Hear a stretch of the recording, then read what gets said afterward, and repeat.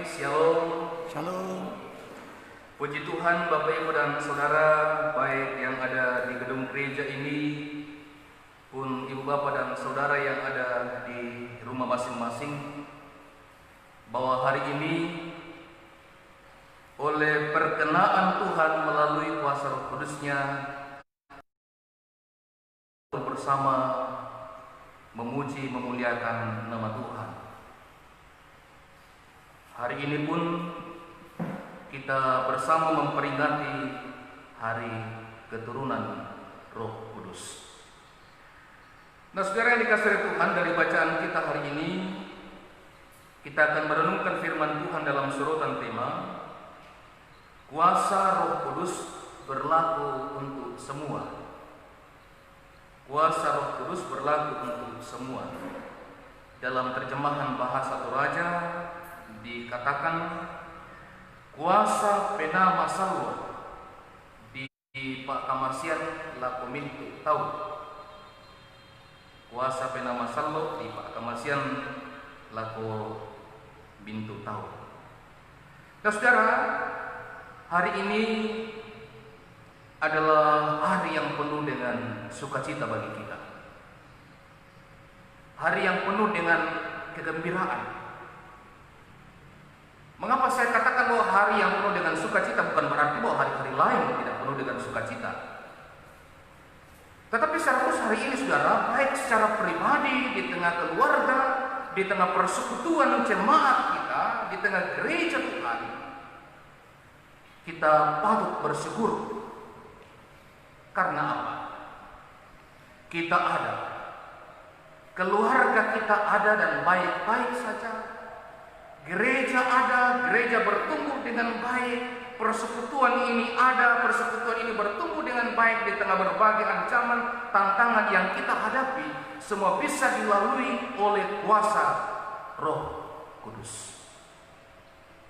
Sekali lagi, semua oleh karena kuasa Roh Kudus. Kita bersyukur bahwa di tengah pertumbuhan gereja, khususnya kita gereja Toraja, ada begitu yang dihadapi oleh gereja Toraja dalam pertumbuhan dan perkembangannya. Ada banyak pribadi-pribadi yang Tuhan berkenan pakai untuk kabar baik, mewartakan kabar keselamatan itu di tengah-tengah kehidupan mereka yang sudah barang tentu bahwa mereka juga diperhadapkan dengan banyak kali pergumulan, banyak kali tantangan yang harus dihadapi. Tapi sampai hari ini kita bersyukur kita ada. Kita bersyukur bahwa keluarga kita baik-baik yang kita hadapi. Kita bersyukur bahwa gereja terus bertumbuh dengan baik. Gereja Toraja terus bertumbuh dari waktu ke waktu, dari satu tempat ke tempat yang lain. Dan di dalamnya kita disadarkan, diingatkan bahwa semua itu bukan karena kekuatan pribadi kita tertentu, bukan karena kekuatan lembaga, semua karena karya Allah di dalam kuasa Roh Kudus-Nya. Sebab itu sungguh kita bersukacita, kita bersyukur untuk semua itu. Tapi sangat disayangkan, saudara, bahwa di tengah kehidupan kita juga banyak menyaksikan bahwa ada orang-orang yang mengklaim, merasa bahwa Roh Kudus itu hanya bekerja pada diri mereka, kelompok mereka, dalam lingkungan mereka, dalam gereja mereka. Gereja ini, persekutuan ini, orang ini tidak dikuasai oleh Roh Kudus. Sangat disayangkan, saudara, kalau di tengah kehidupan bergereja, di tengah kehidupan kita masih saja ada orang yang memiliki pandangan dan prinsip seperti itu. Nah, hari ini, saudara, dalam bacaan kita bisa melihat dan menjelaskan kepada kita tentang bagaimana karya Allah melalui kuasa Roh Kudus-Nya. Coba kita perhatikan, saudara, dalam bacaan kita yang pertama dalam kitab Bilangan tadi. Saya tidak hendak mengulas seluruh isi bacaan dari kitab Bilangan ini, tapi ada beberapa poin penting saja yang saya mau ajak kita untuk perhatikan secara khusus, sehingga kita sungguh-sungguh menyadari dan memahami bahwa sungguh, saudara, kekuatan Kudus itu Allah bekerja, Allah berkarya melalui kuasa Roh Kudus-Nya, tidak bisa dibatasi oleh ruang dan waktu, tidak bisa dibatasi oleh batas pengetahuan kita, oleh kemauan kita, tetapi Allah berkehendak dan menyatakan itu kepada siapapun di tempat manapun. Saudara, dalam ayat yang ke-29 yang disampaikan oleh Musa, dan sekaligus ini adalah sebuah nubuatan yang kemudian tergenapi. Saudara, ayat yang ke-29 bagian B. Kalau seluruh umat Tuhan menjadi nabi, oleh karena Tuhan memberinya rohnya hingga kepada mereka. Mengapa saudara Musa mengungkapkan kata-kata ini? Apa yang melatar belakangi? Mengapa kemudian Musa mengungkapkan kata-kata ini? Andaikan saja, seandainya, bahkan kalau boleh, kuasa Roh Kudus itu hinggap kepada oleh Tuhan. Saudara, bahagian bacaan kita menjelaskan sebelum apa yang saya katakan tadi dalam ayat yang ke-29. Allah dengan perantaraan Musa 70 orang untuk menjadi teman sekerja, kawan sekerja Musa bagi umat Israel, menyampaikan firman Tuhan bagi umat Israel, 70 orang tua-tua. Kemudian ada 68 orang yang ke kemah suci. Di sana kemudian mereka diinggapi oleh Roh Allah. Ada 2 orang yang tidak hadir pada waktu itu. Mereka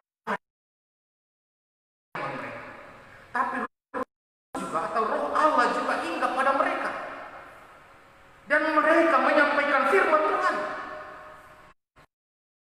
Lalu Yosua mengatakan, mengapa kedua orang itu harus dihinggapi oleh Roh Tuhan? Mereka kan tidak ada di sini. Mereka tidak hadir di kemah ini. Tapi saudara, melalui peristiwa ini Allah mau menjelaskan kepada kita, firman Tuhan mau menjelaskan kepada kita bahwa Allah berkenan,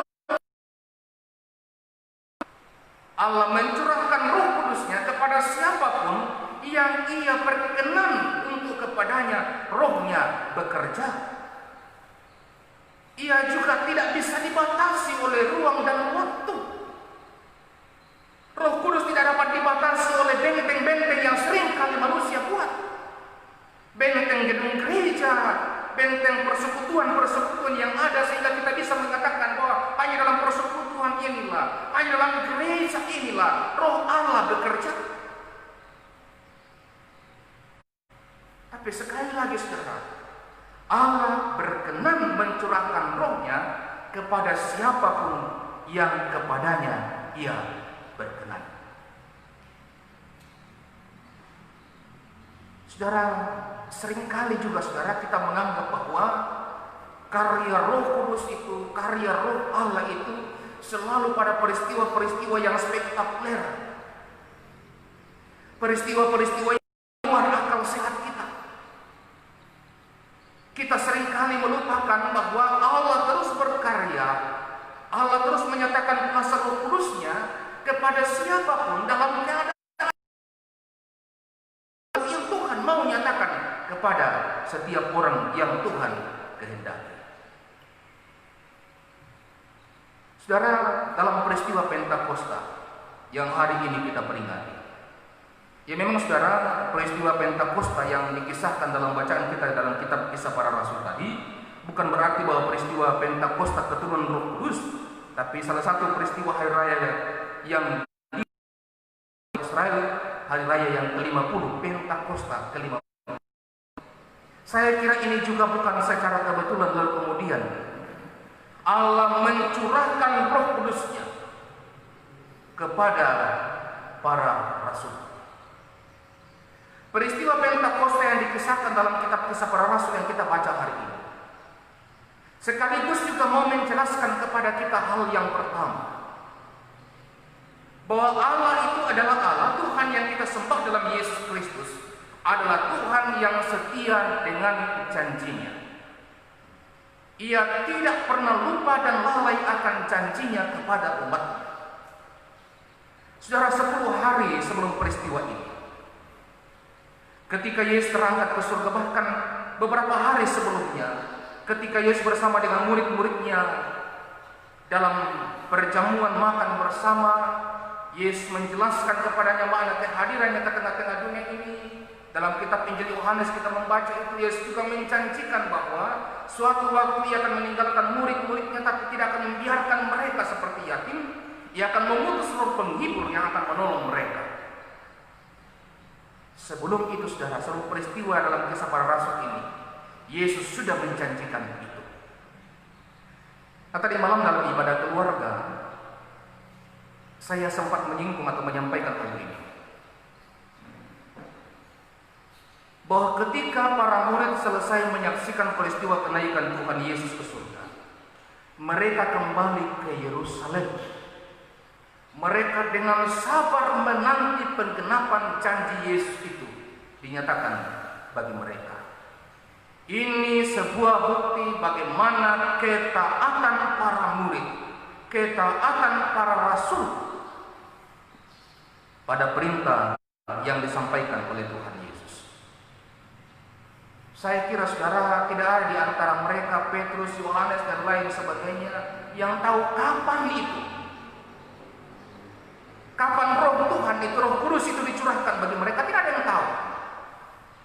Tapi mereka dengan sabar, dengan tekun, dengan setia, dalam doa bersama-sama menantikan penggenapan janji itu. Peristiwa Pentakosta sekali lagi mengingatkan kita tentang Allah yang selalu setia dengan janjinya. Yang berikut, siapa Petrus? Siapa para murid, para rasul yang saat itu dipenuhi dengan kuasa Roh Kudus? Dan ini yang saya katakan pada poin yang pertama tadi, bahwa Allah berkenan memakai siapapun yang Dia berkenan. Allah berdaulat menyatakan kuasa Roh Kudusnya bagi siapapun yang Tuhan berkenan. Petrus, seorang murid yang bisa kita katakan seorang pengecut awalnya. Murid-murid yang lain seperti yang dikisahkan dalam kitab Injil Yohanes yang kita baca tadi, dalam kecemasan, dalam ketakutan mereka bersembunyi. Tapi ketika kuasa Roh Kudus singgah kepada mereka, mereka dengan penuh keberanian, tanpa cemas, tanpa takut dengan berbagai ancaman yang mereka hadapi, mereka mampu dan sanggup kemudian memberitakan Injil, memberitakan tentang Yesus bagi banyak orang. Roh Kudus memampukan mereka untuk bersaksi. Roh Kudus memampukan mereka, meneguhkan, menguatkan mereka untuk kemudian menyaksikan tentang Yesus di tengah kehidupan mereka. Mereka orang-orang yang bisa kita katakan kurang terpelajar, yang mungkin selama ini mereka tahu hanyalah bagaimana kemudian mendayung bahtera, bagaimana kemudian mendebarkan jalan. Mereka juga tidak pernah kursus bahasa Toraja, kursus bahasa Inggris, tapi kemudian dengan kuasa Roh Kudus mereka dimampukan untuk bisa berbicara, menyampaikan tentang Yesus dalam bahasa yang dimengerti oleh orang yang mendengar. Bukan bahasa lain-lain, bukan bahasa yang tidak dimengerti oleh orang yang mendengar, tapi mereka menyampaikan tentang Yesus dalam berbagai macam bahasa yang semua orang mendengarnya paham dan mengerti bahwa yang mereka sampaikan itu adalah tentang Yesus. Saudara, saya kira kita masih ingat beberapa peristiwa di tengah kehidupan waktu yang lalu yang mungkin membuat kita bisa seperti itu. Beberapa waktu yang lalu saya sempat mendengar di media sosial ada seorang anak yang baru berusia 5 tahun. Saya lupa dari negara mana itu. Ia berkhutbah dan begitu fasihnya dia menguraikan tentang Injil. Saya yakin dan percaya dia belum bersekolah waktu itu. Beberapa tahun yang lalu kita ingat misalnya peristiwa di Meko. Adakah di sini yang sempat pergi ke Meko waktu itu? Siapa? Jadi rumah mungkin Pak Amba. Sempat pergi ke Meko. Yang hadir di sini ada yang sempat pergi ke Meko? Ya? Ya. Si siapa? Selfie yang ya, kemudian ada si pengkhotbah cilik dari Meko namanya Moko ya. Kami sempat mengundangnya hadir di Tok Lemo Seriti waktu itu untuk adakan ibadah kebaktian kebangunan rohani atau kebaktian penyegaran iman. Juga ada penyembuhan yang dilakukan oleh Selvin waktu itu. Ini anak yang masih kecil, tapi mereka dengan kemampuan yang luar biasa memberitakan tentang Injil. Dari sini kita belajar bahwa Allah berkenan memakai siapapun. Allah berkenan mencurahkan rohnya kepada siapapun yang ia berkenan untuk pakai. Sebab itu tidak ada di antara kita yang bisa membatasi. Tidak ada di antara kita yang bisa mengklaim bahwa Roh Kudus itu hanya bekerja pada kelompok ini, pada orang-orang ini dan lain sebagainya. Tapi ketika Tuhan berkenan, maka ia berkenan memakai siapapun untuk mewartakan kabar keselamatan itu. Sebab itu saudara, di hari Pentakosta ini kita patut bersyukur dan bersuka cita bahwa oleh kuasa Roh Kudus jugalah kita ada sampai saat ini. Oleh kuasa Roh Kuduslah kita mampu sampai saat ini di tengah pandemi COVID-19, di tengah berbagai masalah. Mungkin ada di antara kita yang kehilangan pekerjaan, ada di antara kita yang mungkin kemudian dirumahkan, ada di antara kita yang diperhadapkan dengan berbagai masalah dan pergumulan kehidupan, sakit, penyakit, bahkan mungkin ada di antara kita yang berduka. Seperti yang dialami oleh salah satu keluarga kita di tengah-tengah jemaat Tuhan di jemaat diantarakan ini. Keluarga Bapak Mikael Karetan di Abang. Harapan yang selama ini sungguh-sungguh diharapkan. Bertahun-tahun berharap bahwa di tengah keluarga mereka Tuhan hadirkan seorang anak. Tuhan menyatakan itu di tengah keluarga ini. Sekalipun hanya mungkin beberapa saat, mungkin 1 jam. Kemudian Tuhan memanggilnya kembali. Saudara, di tengah gumul ini kembali kita diingatkan, kembali kita diyakinkan bahwa kuasa Roh Kuduslah yang akan memampukan kita untuk menjalani kehidupan ini. Kuasa Roh Kuduslah yang akan memampukan kita di tengah berbagai gumul kita bisa dengan sabar, dengan tabah menghadapi pergumulan itu. Dan kita percaya sebagaimana janjinya, seperti yang saya katakan tadi dalam poin yang kedua, Tuhan tidak pernah lalai dengan janjinya. Penyertaannya akan terus dinyatakan dalam hidup kita. Pertolongannya akan terus dinyatakan kepada kita di tengah berbagai masalah dan pergumulan hidup yang kita alami. Yang berikut saudara, apa respon kita? Apa gambaran dan wujud sukacita kita menjawab karunia Tuhan yang luar biasa ini?